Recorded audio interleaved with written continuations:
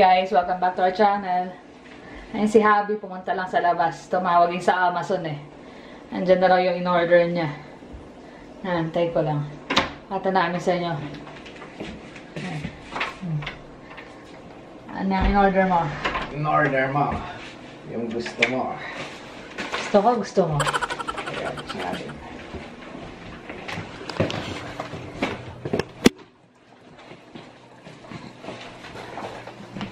Yan, nasaan? Yan. Ano yun? Fire stick? Yeah. Fire stick. TV Fire stick. Meron na kasi kaming Roku. Kaya lang, yung ano niya, yung control na nagluloko. Tapos limited lang yung mga pwede mong install. Ito kasi pwedeng... So, may order sa Amazon? Sa Amazon, oo. Actually, nagpipintura siya eh. Papasok na sa trabaho eh. Yeah. Tumawag yun sa Amazon. Yung sa Infinity War. So, ito. Unbox na natin. Total, nabuksan ko na. Ito yung latest nila. Bali, pin-re-order namin to eh. Sakto naman, December pa lang siya nag-open ng pre-order.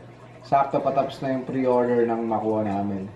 So, nakuha siya ng 39, I think, 49. Ano mga kasama niyan? Netflix. Ayun pala sa likod eh. Alin? Mga... Ayan, yung Firefox, Spotify, Amazon Music, Plex, Netflix, Bell TV. Actually, may Netflix na kami. Tapos ito, naka-register na doon sa account ko doon sa Amazon. So, hindi mo na i-configure siya. Bali, so, automatic na yan. Automatic na siya. Na, pagsaksak mo nito, ano na siya? May account ka na. May account ka na sa kanila. Hindi gaya sa Roku na nag-setup pa ng account. account. Ka pa ng account. So, yan.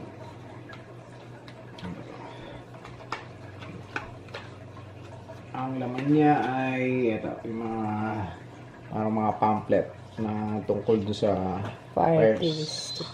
TV stick. Tapos, meron siyang remote control. Bali ito, compatible to sa Alexa. Pag hinanap mo yung gusto mo. So, hindi na, kahit di natin gamitin yung control. Sabihin lang kay Alexa connect channel. Siya. Pero, meron din siya rito. Yung voice So, mas command. madali na kapag manonood. Sabihin mo na kay Alexa. May battery na rin siyang kasama. Amazon battery. Dalawa. Tapos, yung Fire Stick mismo. Bali ito, ikakabit lang doon sa HDMI ng TV. Yan. Yan siya. Tapos, yung plug niya. Tsaka...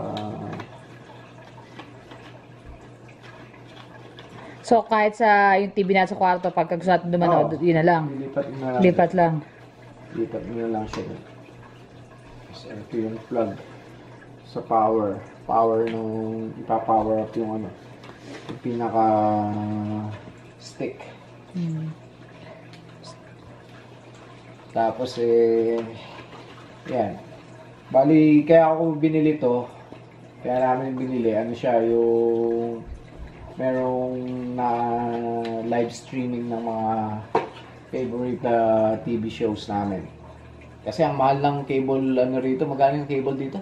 Nasa isang danata. Nasa 100 per month. So, eto, one time ka lang magbabayad. Meron ka ng Kaya lang, kailangan mo ng pass internet. Para... Ay, kailangan natin ulit internet natin dahil sa pag-upload din. So, yun lang guys. Papasok na rin ako. Kaya... Mamaya na lang. Feedback na lang uli pag na-try na namin. Okay. Okay. See you later. Hi guys! Gawa tayo ngayon ng palitaw sa latek. My version. Hindi ko alam sa paano sila, pero iba kasi parang clear. Yung nakikita ko dati na binibili namin sa palengke, yung clear yung sabaw niya. Pero ito para ko lang nagginatan. So, pakita ko sa inyo paano gagawin.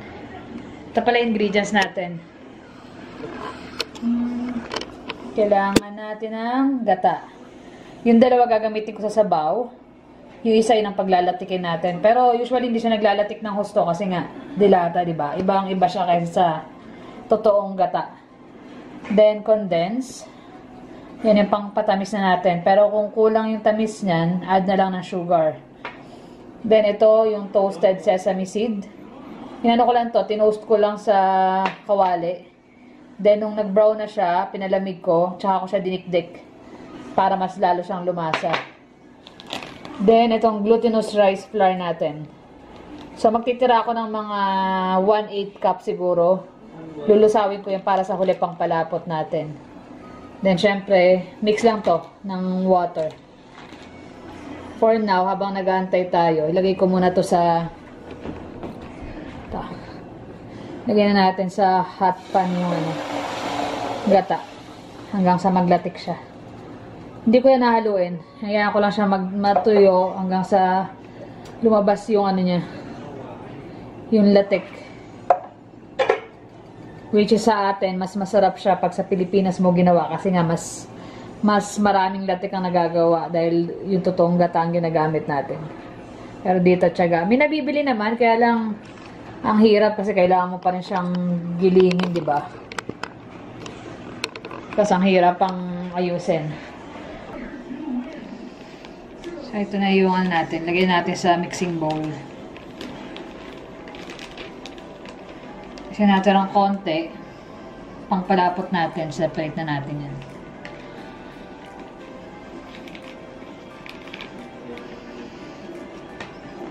Tapos mix lang ng water hanggang mag-form siya into ball. Huwag sobrang tuyo, huwag din sobrang basa. So, unti-unti lang dagdag.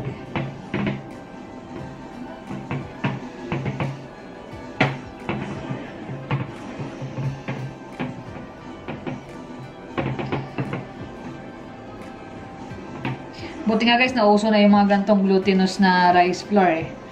Naalala ko nung bata ako nun, si mami pagka may gustong gawin ng gagamitan ng glutinous rice, yung galapong. Naalala ko, pinapagiling pa namin sa ano yun, sa palengke. Pero ngayon, dali na.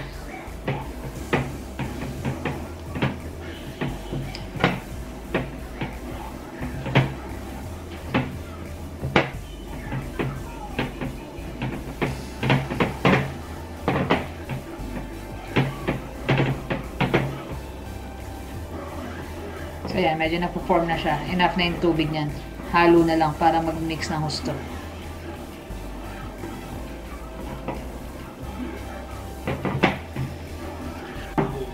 So ito na guys. Yan na siya. Pwede na natin siyang i-form na palitaw. Kung lang mga, depende sa size na gusto nyo, gaano kalaki yung palitaw nyo. Form lang kayo ng ball. Tapos medyo gawin siyang konting log. Pahaba. Then i-press nyo ng thumb nyo. So, ganyan. Medyo oval siya. So, continuous lang hanggang matapos nyo. So, ginagawa ko to habang inaantay ko na maglatik yung gata natin. So, pahaba. Medyo pahaba siya. Gusto ko rin yung palitaw nito na i-dip mo lang siya sa fresh coconut. Na shredded coconut at saka sesame seed and then sugar. Kaya lang gusto ko pag sa ganun yung fresh na coconut. May nabibili naman, alam ko may nabibiling frozen na shredded coconut pero hindi ko pa siya na-try. Yung sagat na, ano ba to? Yung nyog. Kinayod na nyog. Next time itatry ko siya kung masarap siya sa palitaw.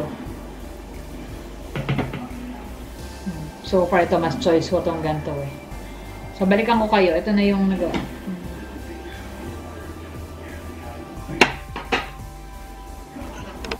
Siya yung nagawa ko. Marami-rami din. Tapos waiting na lang. Tagal niya. Medyo matagal kaya tinaasan ko ng konting temperature. Yung init. Ito na yung sa palitaw natin. Umaamoy na yung pinakalatik. Lapit natin ng konti ang camera. So, yan. Hintayin lang natin hanggang mag-brown to. Hanggang sa maging latik na latik siya. Kaya kailangan pagkalagay, siguro mga 30 minutes din. Hayaan mo siyang ma-reduce ng ma-reduce yung liquid. hanggang sa maging latek. So, antayin ko pa hanggang mag-brown bago ko gawin yung next step. Ito na guys, naglatik na siya. Oh. Nag-roast na. Pag ganito na ang kulay, nag-brown na siya, pwede na natin i-add yung ibang gata natin. Tsaka lahat ng liquid.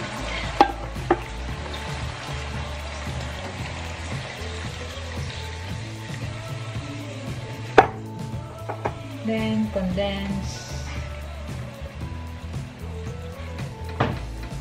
Mostly brown sugar ang ginagamit nila. Pero ako, mas prefer ko yung condensed milk.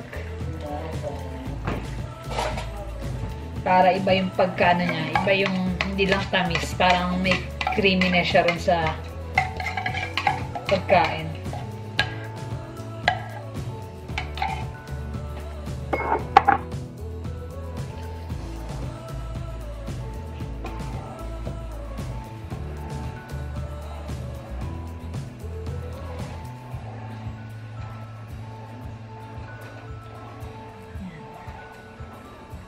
Then, pwede na natin i-add yung toasted na sesame seed.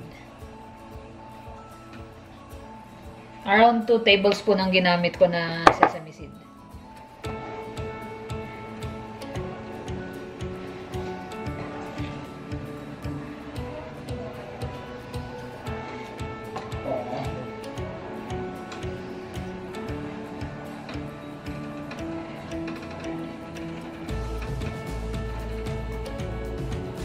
So, tikman ko kung tama na yung tamis. Kasi kung hindi, dagdagan natin ng sugar.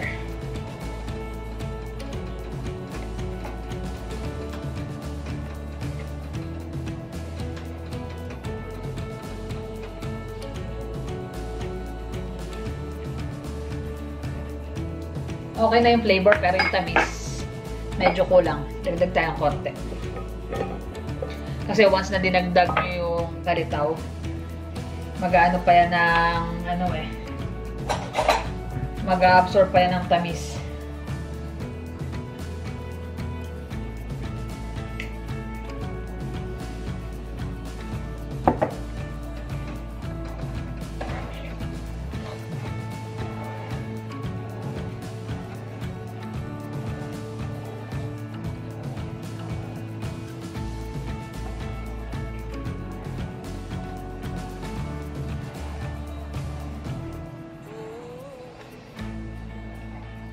Tapos pagka about na siya, magbo-boil na, simmering na, pwede natin idagdag yung palitaw.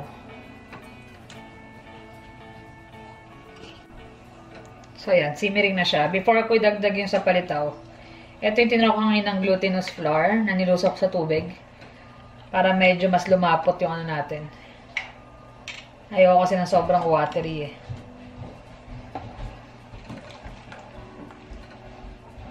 Tansyahan na lang, wag sobra, para hindi naman sobrang lapot.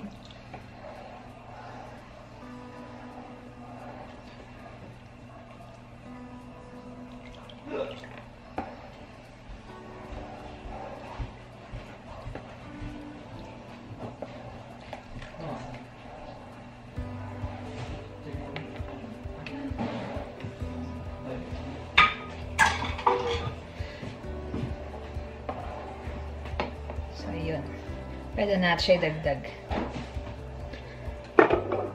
Ito guys, mabilis naman ito maluto eh. Pag lumutang to, okay na eh.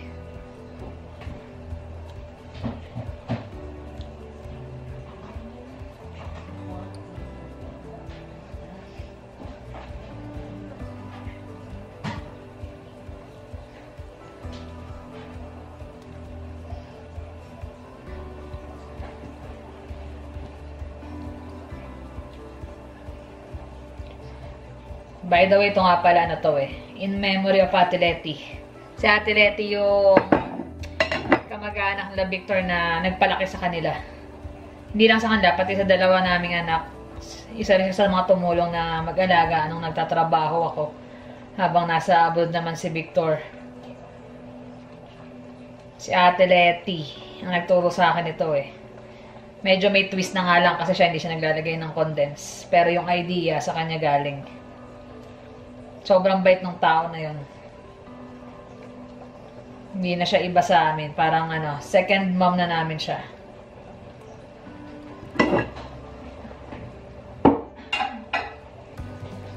Tawag nila Jermaine La Jonas doon, nanay. Si Nanay Letty.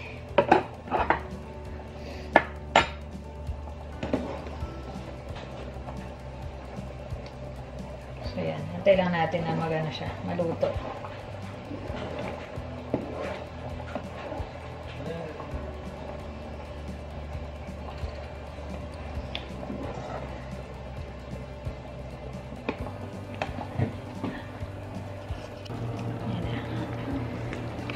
Ating palitaw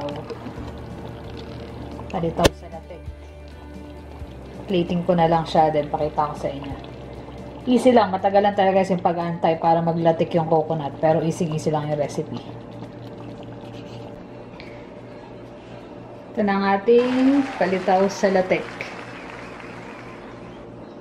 So sana matry nyo rin to, guys. Simple recipe pero kailangan na ng tiyaga sa pag-aantay pagka ginagawa mo yung latik. Pero worth it naman siya after. Talagang masarap. Lalo sa mga nasa abroad na na-miss yung pagkain sa Pinas. Try nyo to. Talagang magugustuhan nyo. So paano, guys? Thank you for always watching. Please like and subscribe. See you on the next vlog. Bye!